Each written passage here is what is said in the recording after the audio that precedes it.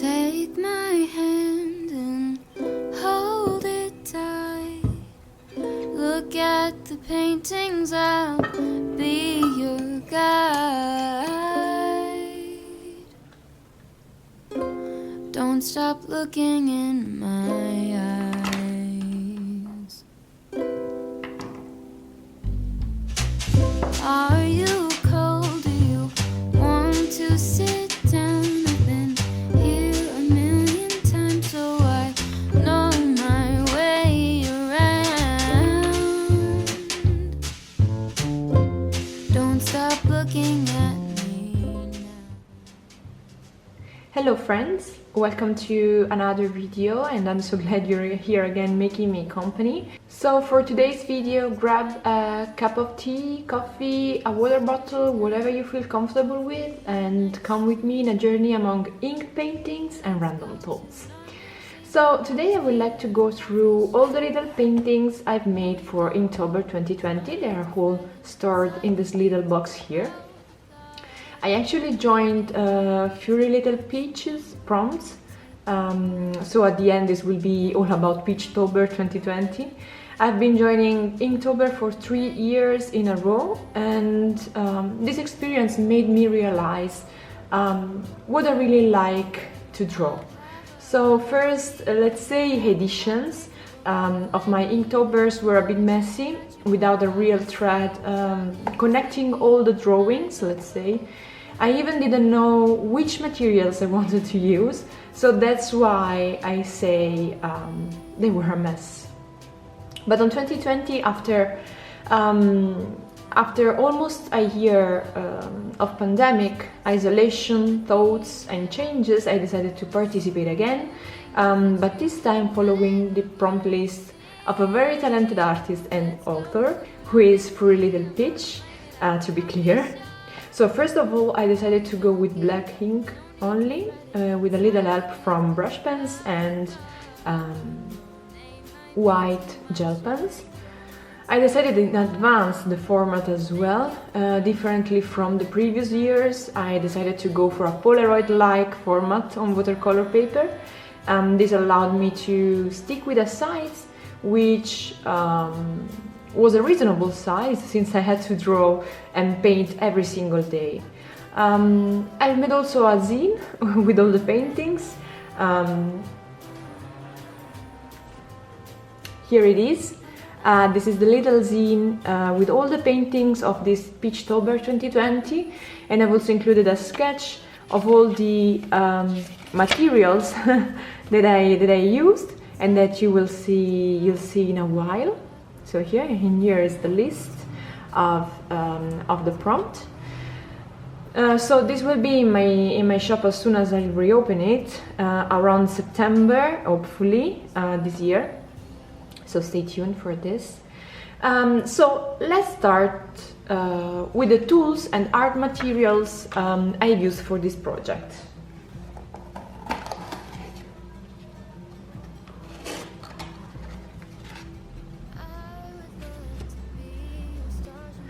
So first of all, the paper. I use this watercolor paper by Fabriano, made in Italy. I love the papers by this brand. Actually, this paper is 50% made by Carton, which is not the greatest and brightest paper to work on, but I love the texture. I mean, yeah, you can see it well. Look at the texture of this paper. I really love it. So for the ink, here. For the ink, I actually used only this one. This is the Winsor ink, which is liquid Indian non-waterproof. I like to use the non-waterproof one because it can be activated by water, even if it's not easy as with the watercolors, since the ink tends to dry very fast and to stick on the paper after all. So I love this ink because it gives a nice black and allows to obtain so many shades and gradients that you'll see in the paintings. So then I use mainly these 3 brushes. I don't know if you can see well. Yes. These are the sizes. We have a size 2 by Tintoretto, and I use this for the little details. And then I have a size 5 from Winsor in Newton. Can you see it? Yes. Okay. And this is actually my favorite size to paint with. And then the size 12. This is actually huge. It's always by Tintoretto, and this actually I use for the largest areas to be filled very quickly, because the ink, as I mentioned before, tends to dry very fast. So these are the main 3 brushes I use for the whole month of October. So in order to outline and give a better contrast and shape to the painting, I use these 2 guys here. Uni-ball Signo white gel pen. Let me see if I can show you properly. Yes, this is not my favorite one, but I had only this one available, so did the job. And then I use the queen of the brush pens. This is the Pentel brush pen, which has the brush tip for calligraphy. Please focus. Yeah, so you can see this. This pen is gorgeous. I really love it. And it is a bit tricky to be used since the brush tip is very soft, and so it's hard to control the, let's say, the pressure. But I noticed a significant improvement going from the first paint to the final one, which was like 30 days of practice later. So yeah, reasonable. For the ceramics, I use my beloved and trusty palette and cup, made by the talented Sarah of Sylvan Clay Works. I have all the relative links in the description box below, so I link also her shop. So I've never worked with ink or watercolors on a ceramic palette before this Peachtober. I always use plastic or metal ones, and the experience has been amazing and so comfortable. So a big high five for ceramic palettes. And last but not least, my trusty mechanical pencil by Muji. And actually this is, I don't know the size. Yes, is 0.5. And then an eraser. Always useful, because I erase a lot and I'm not ashamed about that. Okay, so I think we have talked already too much about materials and tools, so let's go through the paintings. So I'll go through them in chronological order, because it's the most reasonable way to proceed. So the first prompt is home, and I drew a home, actually. What an original starting point. But she says hi, you see? So I'm okay with it. I especially like how the sky turned out. As you can see, it's very dramatic with all the clouds and different shades of black. So I'm really happy with the sky. Then the second prompt is raccoon, and here my love for these little animals started. I mean, I've never considered raccoons as cute animals, my bad, but actually they are the cutest. So yeah, here a simple raccoon sleeping under a tree, and nothing fancy, nothing wow, just a cute raccoon. Then we have bridge. Well, this one is a bit melancholic, you can tell. I think it was a rainy day for real, and I just let me get inspired by the weather. So yeah, this is it. Fourth prompt. The fourth prompt is fish. So for this one I went very basic actually, and I drew some of my favorite fishes to admire, which are the carps. I struggled a bit with the water and the shades to obtain a decent effect, and I helped myself with a brush pen here. No white gel pen used, just for the little bubbles here. Then we have this prompt, which was sword. Not very original, I know, but I love how I ended up painting the rock and the texture I obtained. As you can see, yeah, this kind of texture here. It's not such a great artwork, but you have to know I always struggle to leave the painting a bit loose, just to give a bit of texture and movement. I always tend to have the perfect stroke, the perfect layer of color. I don't know if you can relate. Don't know if I'm making any sense, but just know that making these textures and leave them as they are was a great act of courage for me. So let's appreciate this.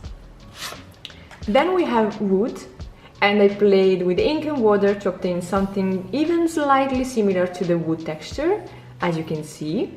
Not such a great result, but I enjoyed so much making all the woods lines with a brush pen, and I drew a little bug here because I was stupid enough not to read the next prompt, which was bugs.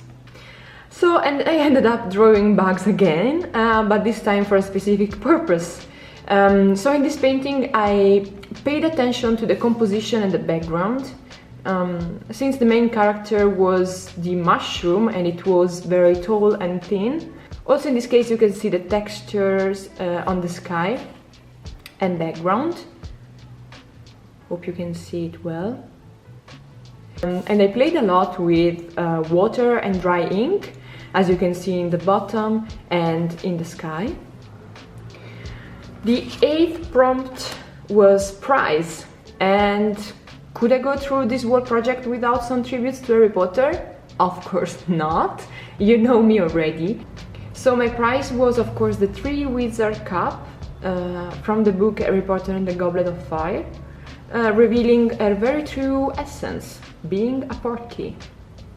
So a bit hard to draw actually, if I remember correctly, and to paint with black ink, since I needed to try out many different shades, adding water before obtaining something reasonable for the cup itself. Then what we have? We have rainbow. Let me tell you this one was one of the hardest. Can you tell? This is probably the hardest one, because I decided to go with a rainbow. No big decision, it was the prompt, but in black and white, meaning struggling with shades of black in order to find a sequence of shades which could remind a rainbow even without colors. It was fun at the end, and I love so much that cute cup of coffee here. I'm really proud of this one. Next prompt, pet. I mean, if you want me to die on a drawing, let me draw a little cute dog. I can faint actually for a cute little dog. So I made a little good boy. He also said that, good boy. And waiting for his human friend to come back home. Isn't the cutest and fluffiest dog you've ever seen? The answer is yes. The 11th prompt was egg, and I didn't disappoint the great expectations, and I drew an egg. But it was fun. I had to use and play with only light shades of the ink, and I noticed at this point I had a better control on choosing the correct shade. So this was such a nice feeling, and it's also super cute. This prompt was foam, And also in this case, I stayed in my comfort zone and drew simply bath full of foam with a relaxing girl in it, dreaming of a real bath one day. Nothing special in this, so let's go ahead. Oh, this one. So here we have another prompt, which is horn, and I couldn't think about anything else than the Pan's Labyrinth movie. I've actually talked a bit about this movie on my previous video, the Studio Corner makeover. A link will appear somewhere on the screen. It's one of my favorite movies of all times, and I love so much the story. So this is my tribute to the faun of the Labyrinth, who leads and teaches Ophelia to her true role, and who had so many names. He said that. So no spoilers here, but please watch it. You won't regret. Almost halfway to the end of this. So we have storm. This is another prompt, and I've tried to recreate the dramatic sky I painted for the very first prompt. It ended up a bit too dark, but I mean, there's a storm going on there, so nothing fancy. I just wanted to have the usual cartoon, just to give the floor to the storm's effects. Then we have the 15th prompt, which is core, and at this point I was exhausted, guys, and with no inspiration whatsoever. Painting for 15 days in a row for me has been challenging, but I knew that this point was like a finish line. After it, I would have found a nice and steep downhill bringing me to the end. That was so wrong. But in any case, I did it, and I went for an anatomically wrong heart, as you can see. I spent so much time on this, trying to reproduce the correct proportions, the names, and so on, and I was so satisfied. You can see the details. I was really satisfied about this piece. Then I posted it on Instagram, and a very special friend of mine, who is a real doctor, told me that I missed some parts. I don't remember which one, but I remember I was glad not to be a doctor. So guys, we have crossed the midline. This is the 16th prompt, and it was stripes. For this one, a bit of inspiration has came back to me, and I decided to go for something trivial, has stripes for sailors. But I gave it a bit of artistic touch with a little boat in the sea, which is represented by the stripes. But maybe I didn't have to explain this. I think it's very trivial actually. And also, hey-ho. Next prompt, Lilypad. I love Lilypads, but I've never drawn or painted them. Here it is, a little girl chilling on a lily pad in a little and quiet pond. I did redraw actually this digitally after some months, this time adding colors, and I like also that version. If you follow me on Instagram, you've already seen it. If you're not following on Instagram, what are you waiting? And this one is one of my favorites. The prompt is warm, and I love with all my heart fall and winter seasons. Can you tell? I mean, October is the best month of the entire year for me. Since I was a child, I love the colors, the animals, the vegetables of this season. Everything makes me smile and feel cozy. So it was 100% sure that for warm I painted a big, soft and cozy sweater, because this is the symbol of fall and one of the best human inventions. After that we have cool. Now after warm, finding some nice idea for cool, which is not the same as the previous one, was a bit tricky, but I ended up in my comfort zone. Literally my comfort zone. Not big deal, this is not my favorite, and probably I would have changed it or replaced with something better. But you know, it's important to face the difficulties of a journey and to appreciate them as well. We need to remember that we are humans. Making mistakes or making something we are not proud of is part of the journey and of the growth. So a big high five to all the bad results of our progress. The 20th prompt was pie. At this point I felt already a winner, satisfied with all my progresses. I mean, this was the 20th day I've painted in a row. But I had still 11 prompts ahead, so no time to procrastinate celebrating myself. I mean, it's a pie and it's very, very similar to one of the illustrations I did for Inktober 2019. And by the way, let me know if you're interested also in 2018 and 2019 versions of Inktober. I will be very glad to show you also those illustrations. But yeah, in that case, the prompt was dark or something similar, but it was always this little hand trying to steal a piece of pie. Again, light shades of ink. I enjoyed playing with them so much, making some nice texture, nice overlay. Next prompt, which is the 21, shadow. This was actually the best practice I had in the whole project for a flat, well done background color and shadows and lights and everything. So it has been one of the hardest paintings. Can you tell? Probably not. It's very simple and clean, as you can see, but I spent a lot of time trying to get the correct slope of the lights here on the left, trying to make it realistic because they are coming from a window.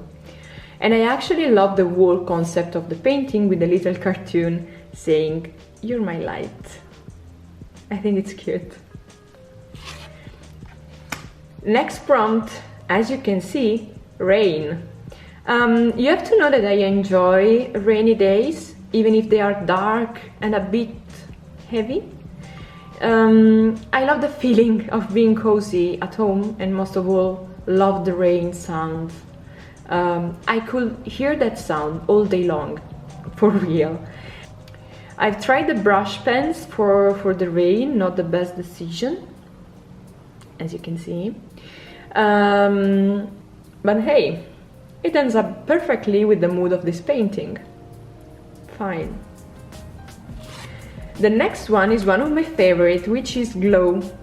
Okay, so now that you know me a bit more, you can easily guess what's about this one.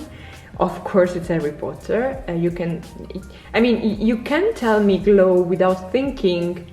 I won't end up in some Harry Potter magic and sparkling vibes.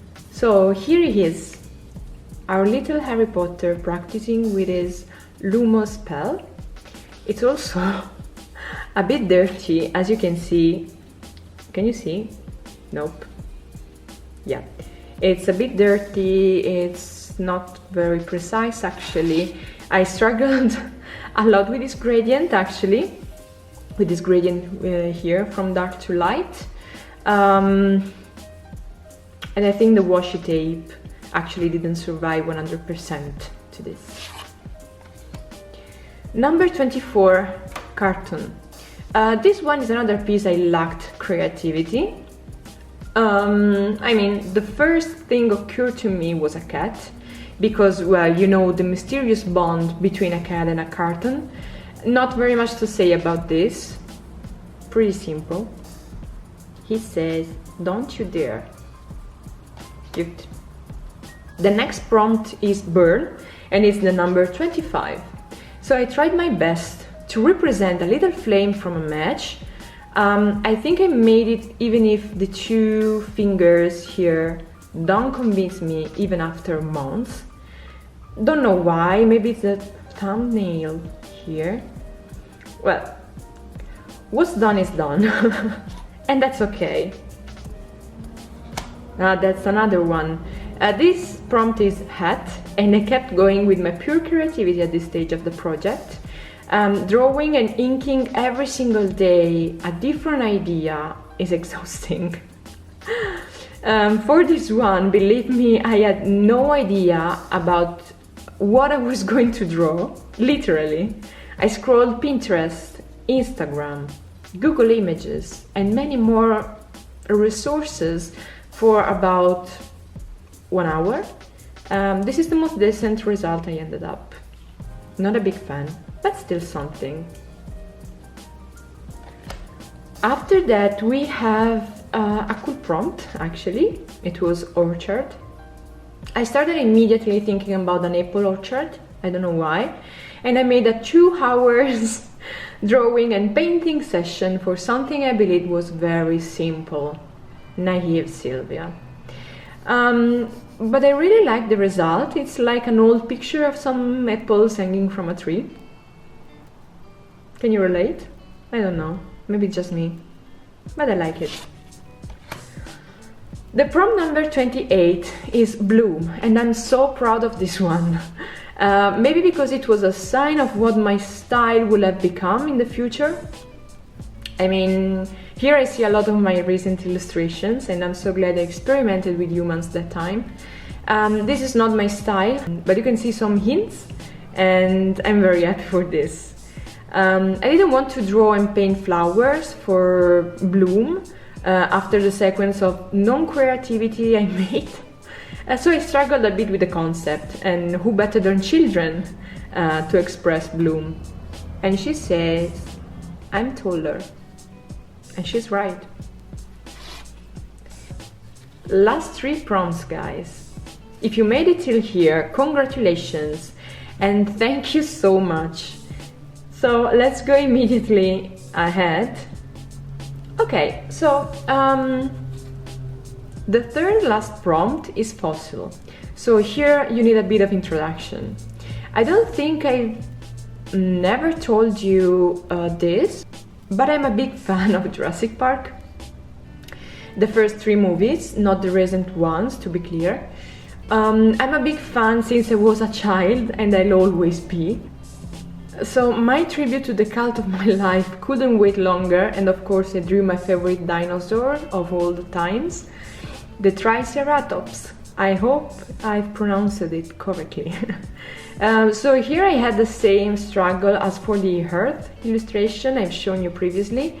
As you can see, I tried to be realistic, but it's so hard. And even if you can see, there are mistakes here, but fine with it. I mean, I love it. Welcome to Jurassic Park. The second to last prompt is balloon, and I cried all my tears watching Up movie not to draw this little guy flying with a bunch of balloons. Here I've tried to use as many different shades of black as possible in order to differentiate the balloons among each other. In hindsight, I would have used another darker shade just to incorporate more dark colors in this composition, but I mean, fine with this. And here we are at the end of this project, which has boosted my creativity and my will to share my heart, literally. The last prompt was moon, and what a perfect end for such an adventure. I decided to close the circle and paint again a raccoon, again sleeping, but now on the moon, saying the cutest and loveliest sentence ever. To the moon and back. So, guys, with this one we reached our final destination. Let me just stress how important this Peachtober has been for me. It arrived in a very delicate moment of my life, when the awareness of my job's effects on my life and my happiness was starting to rise up. So actually focusing on these little paintings, I was able to focus on what I really like and what I really wanted to do, not the ink painting actually, but illustration in general. I'm very grateful for this project, and I'll bring all these little cards always with me with much love and pride. So I asked on my Instagram account if there were any questions about this project, and I received actually some very nice ones. And I want to thank all the nice souls that sent me some questions. And I decided to summarize them in 3 questions. The first one is, did you plan all the illustrations at once before starting paintings? Well, no, to be honest. I tend to be very impatient. That's my bad. And since the journey was already challenging and I didn't want to plan or think more on the concept, so I left the flow to be smooth and as natural as possible.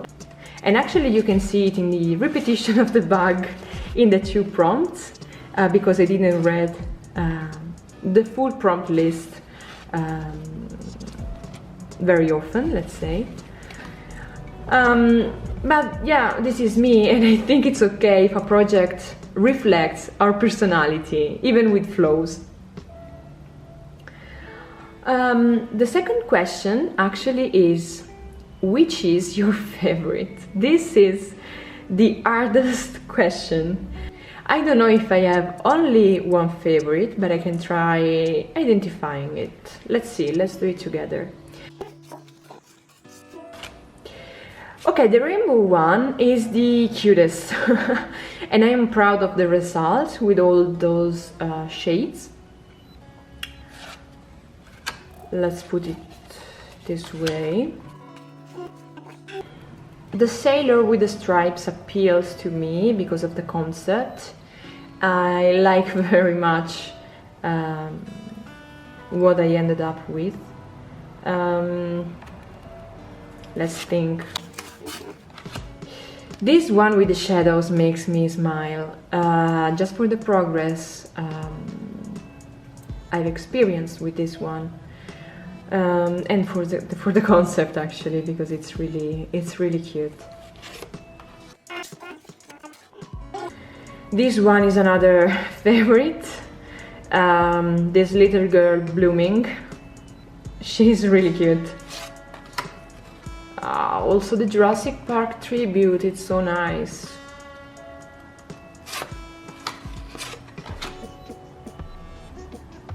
But then we have the last one. Again, one of my favorite. Let me think. I think my favorite is the last one. Decision made. My favorite is the last one. Hard to choose, but I think I prefer this the most. For the moon, the concept, and the night sky, which is my favorite to draw and paint. That's been hard, actually. That's been hard. Another question was, what's your favorite medium?